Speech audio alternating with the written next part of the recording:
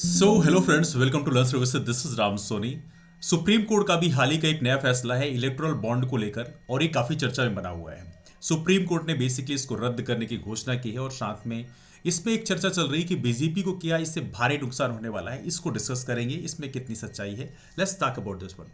But before then that, यहाँ पे newspaper में लिखा हुआ है, आया हुआ है, इलेक्टोरल बॉन्ड्स अनकॉन्स्टिट्यूशनल, असंवैधानिक है और इसको तुरंत स्टॉप किया जाना चाहिए। ये सुप्रीम कोर्ट ने अपने आदेश में दिया है। 5 जज बेंच है जिन्होंने ये फैसला दिया है। लेकिन एज ऑफ नो डिस्कस करते हैं इलेक्टोरल बॉन्ड होता क्या है। देखिए, इलेक्टोरल बॉन्ड एक ऐसी मैकेनिज्म लाएगी जिसके माध्यम से कोई भी बड़ा बिजनेस हाउस है वो किसी भी पार्टी को कितनी भी फंडिंग दे, और वो जानकारी बेसिकली पब्लिक को नहीं पता चलेगी कि फंडिंग कहां से आ रही है। एज ऑफ नो हमारे देश में ऐसा नियम है कि 20,000 रुपए से ऊपर की यदि आप किसी को कैश पे करते हैं तो उसकी सारी की सारी जो इंफॉर्मेशन है वो पब्लिक करनी होती है कि किसने फंडिंग करी है। लेकिन यहां पर इलेक्टोरल बॉन्ड के माध्यम से मैकेनिज्म ला दिया गया है कि यदि 20,000 रुपए से ऊपर चाहे आप करोड़ रुपए में फंडिंग करो, उसका कोई इंफॉर्मेशन किसी को आता पता नहीं चलेगा। और इसके चलते लोग कह रहे हैं कि क्या इससे बीजेपी सरकार को काफी नुकसान होगा। देखो, वर्तमान समय में देखा जाए तो लिटरली हर किसी को पता है कि बीजेपी को सबसे अधिक फंडिंग कौन कर रही है। कुल मिला के वो डॉक्यूमेंटेड नहीं है, बट पब्लिकली लगभग लगभग हर किसी को जानकारी है कि बीजेपी को फंडिंग करने वाले दो बड़े बिजनेस हाउस कौन है। तो कुल मिला के बात यह है कि इससे बहुत ज्यादा फर्क नहीं पड़ेगा। प्यार किया तो डरना क्या, सिंपल सी बात है। तो सुप्रीम कोर्ट का कहना है कि यदि आपके बीच में इतनी जुगलबंदी है तो उससे डरने की कोई जरूरत नहीं है, उसको पब्लिक कर दो, सिंपल सी बात है। तो इलेक्टोरल बॉन्ड का ये जो जजमेंट है, इससे बीजेपी को कोई भारी नुकसान होगा ऐसा नहीं है। फंडिंग पहले भी होती आई है, और कई बार चीजें फंडिंग, देखो, फंडिंग होती है, इसमें कोई शक की बात नहीं है। लेकिन एक और महत्वपूर्ण प्रॉब्लम है जो एज ए नागरिक के रूप में आपको पता होना चाहिए कि यदि कोई बिजनेस हाउस फंडिंग करता है तो उससे क्या दिक्कत होती है। कल को जो गवर्नमेंट के डिसीजंस होते हैं उससे वो बिजनेस हाउस पुश करता है अपने सपोर्ट के लिए, पॉलिसी बनाने के लिए। जैसे मान लीजिए सपोज करिए कोई बिजनेस हाउस, मान लीजिए सपोज करिए किसी पॉलिटिकल पार्टी उसको 100 करोड़ रुपए फंड करता है। अब वो उम्मीद करेगा कम से कम कोई ऐसी पॉलिसी आप लेके आओ जिससे उस बिजनेस कंपनी को कम से कम 150 करोड़ रुपए का मुनाफा हो।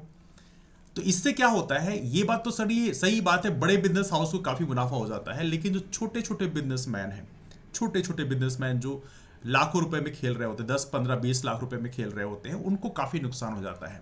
तो कहीं ना कहीं यहाँ पे मोनोपोलाइजेशन होता है, मतलब मोनोपोली, एक छत्र राज पैदा हो जाता है। और यदि ऐसा होता है तो ये देश के अर्थव्यवस्था के लिए भी काफी अच्छी बात नहीं मानी जाती। इसीलिए कहते हैं जो बड़े बड़े बिजनेस हाउस है उनको पॉलिटिकल फंडिंग नहीं होने देना चाहिए। बिकॉज इससे क्या होता है कि जो पॉलिसीज गवर्नमेंट फिर बनाती है वो उनकी तरफ सपोर्ट करने के लिए बना देती है। इसीलिए कहते हैं पॉलिटिकल फंडिंग यदि करनी है तो वो आम जनता से ले जाना चाहिए। जैसे आप यूएस में भी देखोगे, वहां पर भी फंड रेज होता है, हर कंट्री में फंड रेज होता है जब भी इलेक्शन नजदीक आने को होते हैं। तो फंड रेज आप करो, पब्लिक से पैसा लो। लेकिन कोई बड़ा बिजनेस हाउस पैसा देता है तो कहीं ना कहीं वो क्रोनिक कैपिटलिज्म की तरफ लेके जाता है। नाउ इसमें क्या क्या है जरा इसको डिस्कस करते हैं। सुप्रीम कोर्ट ने स्टेट बैंक ऑफ इंडिया को भी कहा है कि इलेक्टोरल बॉन्ड्स को इमीडिएटली इसको सीज कर दिया जाए, बंद कर दिया जाए। बिकॉज हमारे संविधान का जो आर्टिकल 19(1)(a) है इसका ये उल्लंघन करता है। और साथ में जो गवर्नमेंट ने ये प्रोपोजिशन लाया था कंपनी एक्ट के अंतर्गत, ये बदलाव किया था, जिसमें ये बदलाव लिया गया था कि यहां पे इलेक्टोरल बॉन्ड्स जो है इसको कोई भी कंपनी जो है इशू कर सकती है, मतलब एमीन ले सकती है। और देखा जाए तो कितनी फंडिंग वो कर सकती है, इसमें कोई दिक्कत नहीं है। तो यहां पर इसको भी अनकॉन्स्टिट्यूशनल बोल दिया गया। तो कंपनीज एक्ट के अंतर्गत जो ये बदलाव किए गए थे, कोई भी कंपनी कितनी भी फंडिंग कर सकती है, इससे बेसिकली यहां पर बोला गया ये अनकॉन्स्टिट्यूशनल होगा। ना यहां पे एक और महत्वपूर्ण चीज ये है कि साथ में ये भी कहा गया है सुप्रीम कोर्ट के द्वारा कि जो इलेक्शन कमीशन है उसको सारी information state bank of India देगा कि कहां से कितना पैसा आ रहा है, कौन सा इंसान कौन सी कंपनी कितना पैसा पे कर रही है। ये सारी इंफॉर्मेशन जो है 2019 से लेकर जब से स्टार्ट हुआ है और प्रेजेंट टाइम तक सारा डेटा अब स्टेट बैंक ऑफ इंडिया को, इलेक्शन कमीशन को देना पड़ेगा। यहां पर हालांकि जो रूलिंग पार्टी है उसके लोग कह रहे हैं कि ये गलत है, हम लोग ट्रांसपेरेंसी की बात करते हैं। देखो, ट्रांसपेरेंसी का यदि आपको इतना ही डर था तो आपको बेसिकली काम करना चाहिए, तो इलेक्शन कमीशन का जो अपॉइंटमेंट प्रोसेस है उसको भी फेयर कर देना चाहिए। क्योंकि सुप्रीम कोर्ट ने जो रूलिंग दिया था उसमें बोला था इलेक्शन कमीशन का अपॉइंटमेंट 3 मेंबर बॉडी के द्वारा किया जाएगा, जिसे प्रधानमंत्री उसके चेयरमैन होंगे, इसके अलावा लीडर अपोजिशन लोकसभा के एक मेंबर होंगे, और इसके अलावा सुप्रीम कोर्ट के जो चीफ जस्टिस ऑफ इंडिया है वो यहाँ पे मेंबर होंगे। तो 3 मेंबर बॉडी के द्वारा इसका अपॉइंटमेंट होना था। लेकिन कमाल की बात यह, गवर्नमेंट ने ट्रांसपेरेंसी तोड़ने के लिए, अपने पक्ष में इलेक्शन कमीशन को रखने के लिए, उन्होंने एक जो प्रपोजिशन लाया, पास किया बिल को। उसमें क्या किया, उसमें इलेक्शन कमीशन को अपॉइंटमेंट करने के लिए जो कमेटी बनाई, उसे प्रधानमंत्री, लीडर अपोजिशन लोकसभा और सुप्रीम कोर्ट की जगह यहां पर एक कैबिनेट मिनिस्टर को डाल दिया, जिससे एक प्रकार से गवर्नमेंट के रिकमेंडेशन से इलेक्शन कमीशन ऑफ इंडिया के चेयरमैन और मेंबर का अपॉइंटमेंट किया जाए। तो यदि आपके अंदर करप्शन को रोकने का इतना ही बड़ा है, तो आपको इलेक्शन कमीशन ऑफ इंडिया को ट्रांसपेरेंट रखना चाहिए। इसका मतलब यह है कि आप खुद नॉन ट्रांसपेरेंट हैं, आपके अंदर खुद बदमाशी छाई हुई है। तो कहीं ना कहीं यहां पे गवर्नमेंट जो इस तरह से आंख में चोली का खेल खेलती है, तो वो गवर्नमेंट को बंद करना चाहिए, बिकॉज देश के लिए बिल्कुल अच्छा नहीं है। सेकेंड चीज, यहां पे एक और चीज याद रखेंगे, इलेक्शन कमीशन ऑफ इंडिया को बोला गया कि जब data state bank of India से आपको मिल जाएगा कि किसने कितनी फंडिंग की है, तो वो प्रॉपर तरीके से अपनी ऑफिशियल वेबसाइट में आपको पब्लिश करना होगा कि कहां से किस पार्टी को कितनी फंडिंग मिली है। हमारे देश में इलेक्शन कमीशन में आमतौर पर देखा जाता है कि जो इलेक्शन कमीशन में अधिकारी ही बैठे होते हैं, उनका झुकाव आमतौर पर रूलिंग पार्टी की तरफ ज्यादा होता है, क्योंकि मैंने अभी हाल ही में इलेक्शन को काफी नजदीक से देखा है विधानसभा चुनाव में। तो कहीं ना कहीं यहां पर एक ऐसा सिस्टम बनाया जाना चाहिए जो ट्रांसपेरेंसी की तरफ देश को लेके जाए, और यहां पर देखा जाए तो अभी कई जगह ट्रांसपेरेंसी देखने के लिए पर्याप्त नहीं मिलती है। इलेक्ट्रल बॉन्ड सिस्टम की बात करें, इसको प्राइम मिनिस्टर नरेंद्र मोदी ने इंट्रोड्यूस किया था, इसको पहले डिस्कस किया 2018 में, लेकिन 2019 से काम में आया।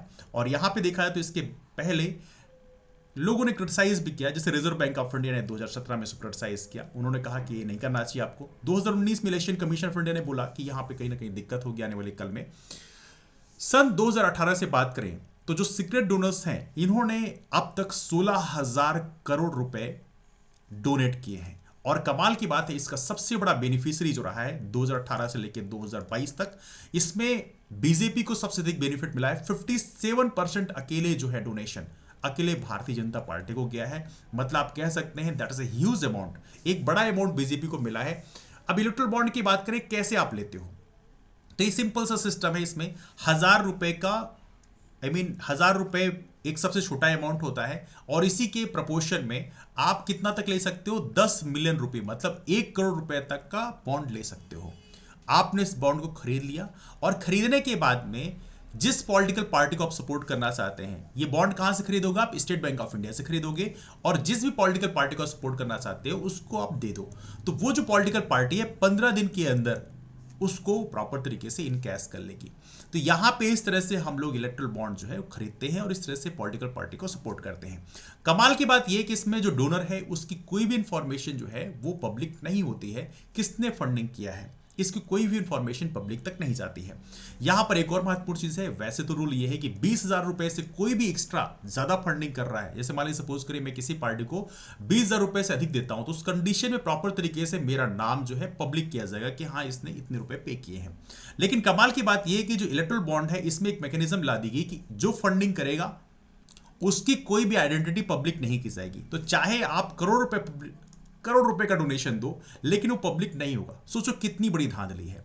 तो कहीं ना कहीं ये एक बड़ा कह सकते हैं करप्ट सिस्टम बीजेपी सरकार के द्वारा लाया गया था, और उनके नेता अक्सर ये कहते मिलते हैं कि नहीं हम ट्रांसपेरेंसी चाहते हैं, बट बेसिकली करप्शन का ये पुलिंदा बन गया।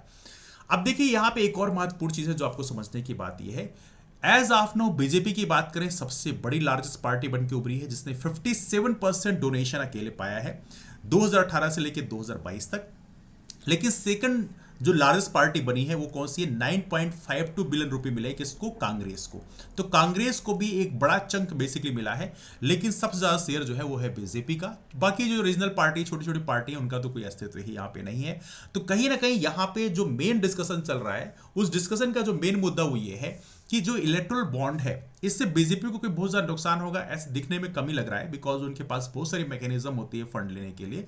और देखा जाए तो कई बार ये भी देखा गया है कि जिस पॉलिटिकल पार्टी के पास यदि अंधाधुंध पैसा होता है तो कई बार उस पैसे का इस्तेमाल वो गलत तरीके से चुनाव को जीतने का प्रयास करते हैं। और ये आमतौर पर देखा गया है, इलेक्शन के 1-2 दिन पहले यदि आप देखोगे तो आमतौर पर गली नुक्कड़ में कई बार पैसे बढ़ते हुए नजर आते हैं, जो एक बहुत बड़ी समस्या को जन्म देते हैं। आमतौर पर हमारे देश में जो लोग वोट करते हैं, वोटर्स होते हैं, कई बार थोड़ा उतना जागरूक नहीं होते और आमतौर पर पैसे से वो अपना वोट दे दिया करते हैं। पैसे मिले और उन्होंने वोट दे दिया।